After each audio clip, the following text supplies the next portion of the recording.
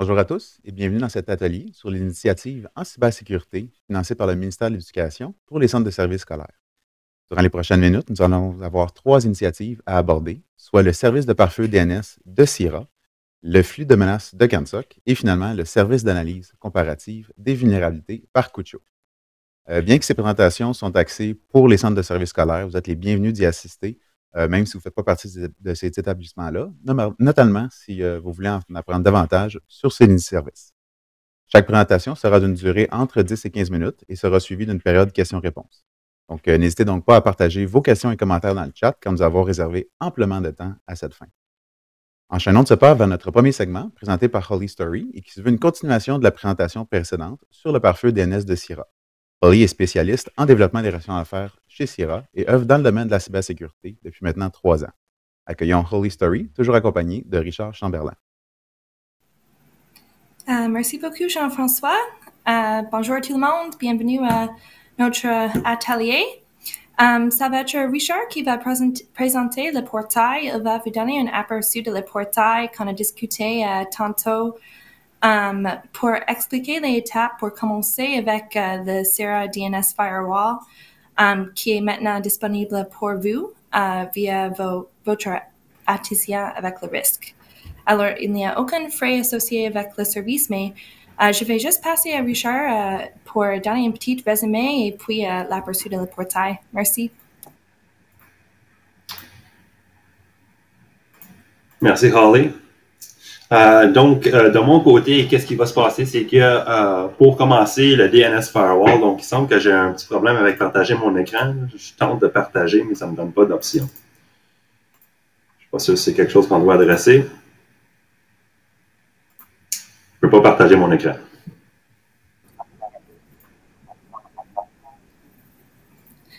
Alors, c'est un site pour partager, mais je peux essayer moi-même si ça fonctionne. Une seconde.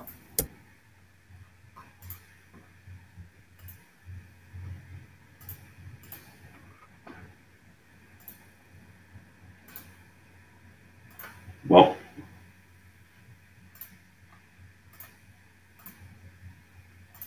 C'est de ma faute. On l'a réglé. Je pense que ça fonctionne.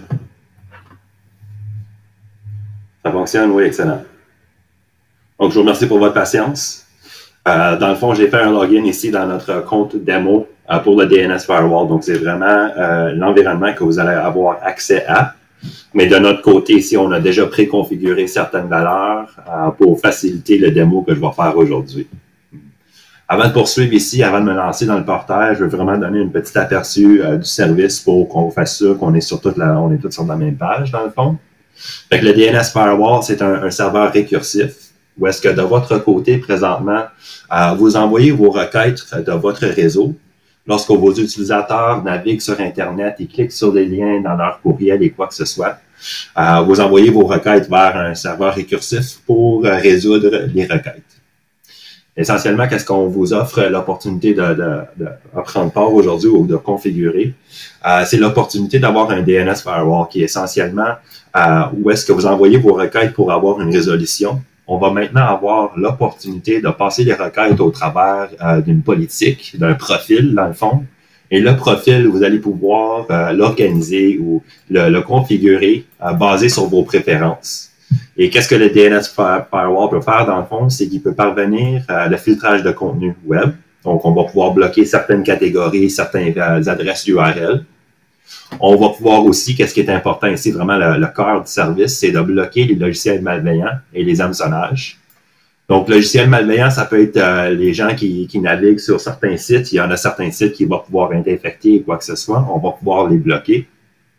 Le contraire, ici, c'est l'hameçonnage, c'est les sites web ou les liens URL, qui sont inclus dans les courriels.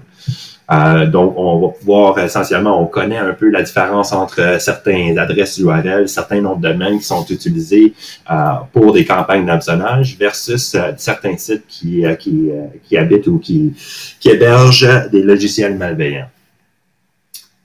Autre que ça, on a le réseau de zombies. Les réseaux de zombies, c'est les botnets, comme qu'on appelle.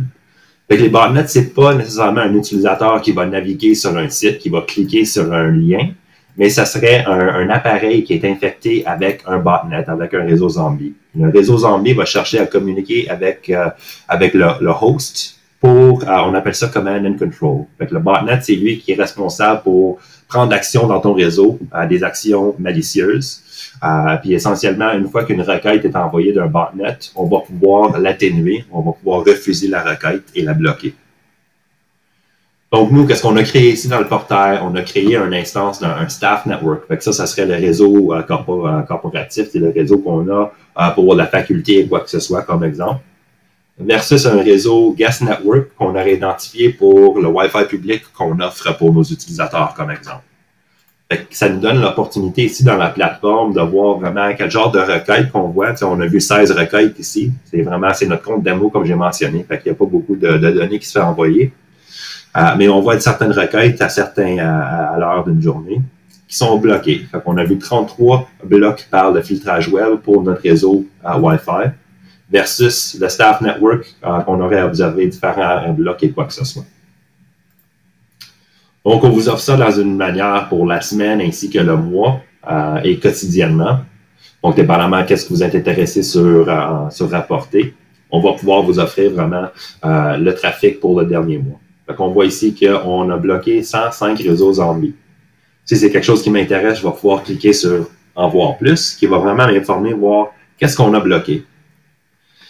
Fait que pour pas attendre trop longtemps, on clique sur « En voir plus », ça va nous envoyer vers une page ici qui va nous montrer c'est quoi les botnets qui ont été bloqués. Je vais juste mettre la page en français. Les réseaux zombies qui ont été bloqués. Fait qu'on voit ici qu'il y a des requêtes qui sont faites lancer, quoi que ce soit. Puis on voit ici c'est quoi l'adresse URL qui aurait effectué les requêtes. Donc, il y a quelque chose dans mon réseau qui essaie de communiquer avec un site qui est connu en tant qu'être un malware call home. Donc, c'est un botnet qui essaie de communiquer avec son autre pour faire un command and control. Fait qu'on voit ici qu'on a 60 lignes d'items à trouver. Puis on voit ici qu'il y en a qui sont ça, c'est un botnet qui fait partie de la famille Faber, comme exemple. Puis on peut voir que c'est un autre domaine qui est enregistré comme un algorithme, on dirait. Ça a l'air un peu de n'importe quoi. C'est pas vraiment un mot qu'on utiliserait pour avoir un enregistrement de nom de domaine. C'est des choses comme ça qui sont suspicieuses, qui sortent du réseau qu'on va pouvoir atténuer, qu'on va pouvoir arrêter.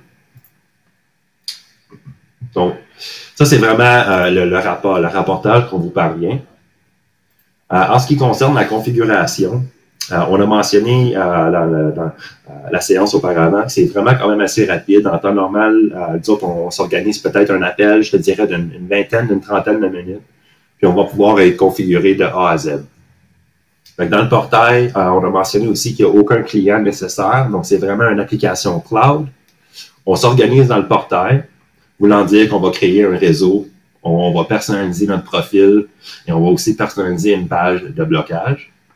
Une fois que ça va être terminé ici dans le portail, c'est vraiment à ce point-là où est-ce qu'on va pouvoir configurer notre réseau pour rediriger les requêtes vers le DNS Firewall. Et une fois que les requêtes sont dirigées vers le DNS Firewall, on va commencer à voir des requêtes apparaître ici dans le portail et on va résoudre ou bloquer les requêtes basées sur le profil qu'on a créé. Est-ce qu'on prend part dans les flux de menaces qu'on vous offre? Si oui, on va regarder pour les sites malveillants et on va les bloquer. Donc, dans le fond, nous, ici, on vous offre une opportunité pour venir créer vos requêtes, vos réseaux. Qu'est-ce qui est important quand on crée nos réseaux, c'est les adresses IP de sortie. Parce que c'est ça qui identifie le trafic de ton réseau. Et pour nous, on doit connaître l'adresse IP qui va nous envoyer le trafic. Parce que c'est comme ça qu'on va pouvoir dire, OK, on reçoit une requête de cette adresse IP ici. Est-ce qu'on résout ou est-ce qu'on bloque la requête? Qu'est-ce qu'on fait avec la requête pour l'utilisateur? Mais ça va dépendre du profil que vous avez créé. Le profil, c'est ça qui va nous dire, OK, on laisse passer les sites, on va dire le réseautage social. Fait que si on va à Facebook, on va résoudre la requête, l'utilisateur, il se rend sur Facebook. Mais si on dit qu'on veut bloquer les sites, les réseautages sociaux, à ce moment-là, on va pouvoir bloquer la requête pour Facebook. Le contraire est aussi vrai pour les logiciels malveillants et des choses comme ça. Donc, dans le fond, ici, quand on cherche à s'organiser dans la plateforme, c'est vraiment de créer un réseau pour dire au DNS Firewall d'où est-ce que mes requêtes vont provenir de. Donc, moi, ici, j'ai une adresse IP que je sais que mes requêtes vont provenir de. Si vous avez une classe C ou quelque chose du genre, un subnet comme qu'on appelle, un /32, un /24 qui inclurait tous les adresses IP, on va pouvoir configurer aussi comme ça. Donc, ça va être rapide et facile pour dire toutes mes adresses IP sont capturées dans le portail du DNS Firewall. Fait que j'aurai jamais de problème à avoir une résolution du serveur. Donc, on s'organise avec nos adresses IP de sortie. Une fois que les adresses IP sont capturées, on passe essentiellement à la personnalisation de notre profil. C'est ça ici qui va nous permettre vraiment de décider qu'est-ce qu'on bloque, est-ce qu'on fait du filtrage de contenu pour nos utilisateurs? Si oui, qu'est-ce qu'on aimerait bloquer? Qu'est-ce qu'on aimerait autoriser? En temps normal, par défaut, il n'y a rien qui va être bloqué. Ça va être laissé à vous de venir décider, le réseautage social, c'est pas quelque chose qui est permis ici à notre organisation, fait qu'on va le bloquer. Mais comme de raison, s'il y a un site spécifique qu'on aimerait laisser passer, qui serait considéré comme du réseautage social, je vais pouvoir l'ajouter dans mes filtrages pour les adresses URL. Fait que je vais pouvoir mettre comme exemple LinkedIn, qui est un site, je te dirais, légitime. C'est pas un site comme Facebook ou Instagram que je veux laisser quand même les utilisateurs naviguer à. Fait que je vais autoriser LinkedIn. Même si je bloque le filtrage de contenu, je bloque le réseautage social, mon filtrage des URL va dire que LinkedIn va pouvoir se faire résoudre pour mes utilisateurs. Mais comme de raison, vraiment, le cœur du service, ça serait la protection ici. Fait qu'on a plusieurs options, mais vraiment, la chose qui est la plus importante, ça serait la protection contre les logiciels malveillants. Ça, c'est vraiment le flux de menaces dynamique et global. Donc ça, c'est bon, on appelle ça les zero-day threats, les nouvelles menaces qui se font introduire aujourd'hui au travers du monde. L'afflux de menaces qu'on a accès ici est très bonne pour être capable de les identifier, de les capturer, de les bloquer quand même instantanément. Donc ça, c'est, je te dirais, l'afflux de menaces qui est la plus importante pour le service. Et il y a d'autres aussi flux de menaces qu'on a accès à pour les organisations canadiennes qu'on fait affaire avec. Donc le CCCS, c'est le Centre de cybersécurité canadien. On a accès à leur flux de menaces. Puis on peut comprendre que toutes les organisations gouvernementales, les municipalités, les centres de services policiers, la GRC et quoi que ce soit, travaillent tous avec le centre de cybersécurité pour parvenir à les connaissances qu'ils ont et quoi que ce soit en ce qui est pour les sites malveillants, soupçonneux et quoi que ce soit. On a aussi parlé de CyberTip, qui est une organisation qui va aider à prévenir l'exploitation des enfants en ligne. Donc, c'est une organisation canadienne. Ils ont un projet qui s'appelle Arachnid. C'est vraiment pour protéger les utilisateurs. Donc, on parle ici, quand on parle de centre de services scolaires, les commissions scolaires, vous avez beaucoup des étudiants, des jeunes utilisateurs sur le réseau. Une flux de menaces comme CyberTip, c'est quelque chose qui serait intéressant pour vous parce que c'est vraiment, ça l'aide à protéger les enfants contre l'exploitation en ligne. Donc, c'est certaines options qu'on a un peu plus canadiens spécifiques. Je te dirais que certaines protections qu'on a, que c'est vraiment global et dynamique, qui parvient vraiment à une protection complète. Dans l'intérêt du temps, je ne passerai pas au travers des autres languettes. C'est certain qu'on a d'autres options pour les configurations. On va pouvoir passer au travers de ça. Il y en a qui s'expliquent quand même assez facilement. Mais c'est juste pour mentionner que la dernière chose à faire, ça serait de vraiment faire une page de bloc qui va pouvoir dire que quand un utilisateur atterrit sur une page qu'on va bloquer, on va pouvoir laisser un message particulier avec des infos pour nos administrateurs. Puis un exemple pour la page, ça pourrait avoir de l'air quelque chose du genre avec le logo de l'organisation, un petit slogan qu'on aurait laissé. On va pouvoir changer ça en français, c'est certain, avec la couleur qu'on va pouvoir choisir, mais avec un message qu'on aimerait laisser pour nos utilisateurs pour leur dire que c'est un site malveillant. Ou peut-être que c'est quelque chose qu'on a bloqué parce qu'on fait du filtrage web. Fait que si on fait du filtrage web, on va pouvoir leur laisser savoir que le site est bloqué, basé sur l'accessibilité de l'organisation, sur la politique. Donc, avec ça, c'est un peu un tour de la plateforme. Comme j'ai mentionné, c'est quand même assez simple. Il n'y a pas grand-chose à faire pour s'organiser. C'est vraiment un réseau avec les adresses IP. On personnalise notre profil. Même chose pour la page de bloc. Une fois qu'on est configuré, ça va avoir de l'air quelque chose comme du genre ici. C'est là où est-ce qu'on va procéder avec le redirigement des requêtes vers nos adresses IP. Et on a certaines adresses IP pour les membres du risque qui vont voir le trafic redirigé vers le réseau du risque à Montréal. Donc, les requêtes vont être résolues localement ou localement au moins dans l'instance du réseau risque. Donc, ça, c'est l'aperçu que je voulais parvenir aujourd'hui. Oui, merci, Harley. Non, juste une petite chose, c'est que vous pouvez voir dans le chat mon contact si vous voulez comme une démo de la portail ou si vous voulez accès à la portail et puis le guide de démarrage rapide pour que vous pouvez commencer vous-même. Laissez-moi savoir et mon lien c'est juste dans le chat. Et puis, est-ce qu'on a des questions?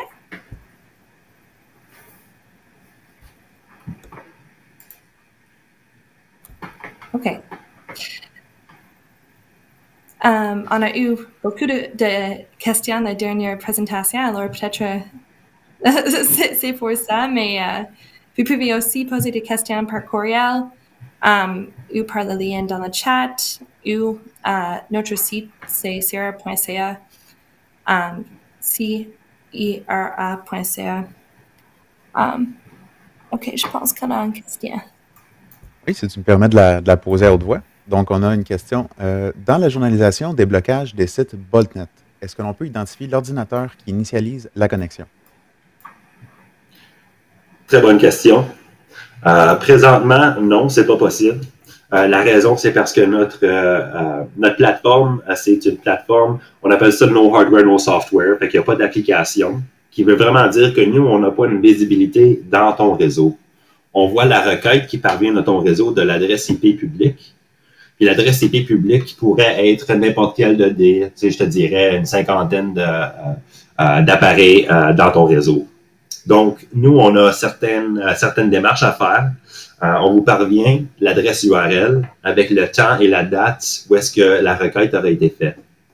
Si vous gardez des logs DNS à l'interne, vous allez pouvoir voir quel appareil aurait effectué la requête pour l'adresse URL, à quelle heure, à quelle date. Et vous allez pouvoir voir que l'adresse ou la requête provient de cet appareil dans ton réseau. Donc, une opportunité pour ça, si vous gardez les logs internes de DNS de votre côté. De l'autre côté, nous, quand on va commencer à lancer des applications pour les appareils téléphoniques ou les appareils, les ordinateurs, on va pouvoir être capable d'identifier les utilisateurs si c'est quelque chose qui est intéressant pour vous. Mais vraiment, à place d'identifier la requête par une adresse IP publique, on va pouvoir être capable d'identifier la requête par l'appareil. Fait qu'on va savoir c'est quel appareil qui va aller à quelle destination, à quelle heure, à quelle date. Fait que c'est quelque chose qui va être disponible avec l'ajout de nos clients, qui va être introduit dans le mois prochain ou dans l'année prochaine, je devrais dire en janvier. On va faire l'introduction. Mais juste pour ajouter, Richard, c'est maintenant, comme le corps de le service, c'est comme une dernière ligne de défense au niveau des DNS, et on bloque quand même des choses et on peut vous parvenir avec le URL et tout. Mais oui, c'est ça. Si je peux me permettre, dans la troisième initiative, justement, il y a une solution qu'on va proposer pour ce genre de requête-là avec des réseaux de botnet, mais de l'interne. C'est un petit avant-goût là, pour la dernière initiative. Une autre question, cette fois de Lang. Au niveau de la configuration des adresses, est-ce que deux profils pourraient contenir une même adresse IP? Par exemple, un deuxième profil pourrait contenir l'adresse 1234/24. Excellente question. Donc, qu'est-ce que nous, on peut faire, c'est j'appelle ça exact match en anglais, mais l'exactitude peut s'appliquer. Donc, qu'est-ce que tu peux faire, c'est que tu peux faire un réseau avec ton /24 qui va nous dire que toutes tes adresses IP dans le /24 sont connues au DNS Firewall, qui est excellent. Si tu as un besoin d'avoir un rapportage pour une adresse IP spécifique qui est inclus dans le /24, donc on dirait que tu as une adresse IP spécifique dans ton /24 qui représente le trafic de ton Wi-Fi. Tu peux certainement le mettre dans un autre réseau. Puis qu'est-ce qui va arriver, nous, c'est que si on voit la requête, puis la requête vient de l'adresse IP exacte, on va la répondre avec le réseau de l'adresse IP exacte, avec le profil de l'adresse IP exacte. Si on voit la requête, mais que l'adresse IP inexacte n'est pas capturée dans le portail, mais que l'adresse IP est inclue dans le /24, on va répondre avec le /24, le profil et le réseau du /24. Fait que oui, on peut avoir un /24 qui va contenir tous nos adresses IP, et on peut aussi avoir des mêmes adresses IP qui sont inclus dans le /24, mais on peut les utiliser dans d'autres rapports pour vraiment avoir un rapport qui est conçu pour une adresse IP spécifique, si c'est quelque chose qui nous intéresse. Très clair, merci. Une autre question qui sort un peu du cadre scolaire. Est-ce qu'un élève qui quitte l'école pourrait passer par ce type de service, même en dehors de son réseau, donc sur son smartphone? Est-ce que ça nécessite une application particulière sur son appareil? C'est exact. Fait que ça, c'est vraiment l'introduction des applications qu'on parle présentement. Fait que ça va être pour la protection hors réseau, comme on appelle, off-network protection. Parce que présentement, pour avoir accès au DNS Firewall, on doit utiliser le DNS du réseau. Fait que pour utiliser le DNS du réseau, on doit être dans le réseau, on doit être sur le Wi-Fi, on doit être vraiment sur le VPN. Ouais. Mais c'est ça le cas. Fait que si on quitte l'école avec leur appareil ou l'appareil l'appareil de l'école ou un appareil personnel, on n'est plus sur le réseau de l'école. À ce moment-là, on n'utilise plus le DNS de l'école, qui est le DNS Firewall dans le fond. Fait qu'à ce moment-là, malheureusement, il y a un peu un disconnect. Puis c'est quelque chose que les applications qu'on va introduire dans le mois prochain, en janvier, que ça va résoudre. Parce que dans le fond, on va pouvoir suivre l'utilisateur ou l'appareil n'importe où ce qui va. Ça va pas dépendre de quel réseau qui se connecte à. On va pouvoir avoir une visibilité sur l'appareil comme tel. Donc oui, ça va être une option. Oui, il va y avoir un besoin pour un appareil pour cette fonctionnalité. On est sur mute. On est sur mute. Ouais. Alex, ça arrive une fois au moins. Ouais, donc, je pense que c'était la dernière question. Moi, j'en ai une dernière en lien avec celle-là. Je crois que vous avez des services de DNS via HTTPS qui sont offerts au public, c'est bien ça? Oui, c'est exact. Donc, dans le fond, le DNS Firewall qu'on a ici, ainsi que le bouclier canadien, c'est des services qui supportent le DNS au travers d'HTTPS, DOH, qu'on appelle. Dans le fond, on a entré dans un partenariat avec Mozilla Firefox qui n'y a pas très longtemps. Ça a été annoncé, je pense que c'était en août, au mois d'août. Mais essentiellement, on a un partenariat avec eux que si vous utilisez DNS over HTTPS par défaut pour, le Firefox, c'est le navigateur de Firefox. Par défaut, vous utilisez le bouclier canadien, vous utilisez nos serveurs pour tous les Canadiens. Donc ça, c'est un partenariat qu'on a fait avec Mozilla parce qu'on a la capacité, on a les serveurs récursifs au Canada qui sont capables de résoudre les requêtes DNS over HTTPS. Donc, c'est quelque chose qu'on supporte au travers de nos solutions, mais c'est quelque chose qui est aussi offert au travers du navigateur Mozilla Firefox par défaut. Merci pour la question. Ça fait plaisir. Un petit peu de publicité comme ça, puis c'est parfait. Écoutez, Holly, Richard, merci beaucoup pour votre temps. Vous avez essoufflé, je pense, le public avec les questions que ça a suscité. Donc, je crois que l'engouement est là. Je vous remercie encore.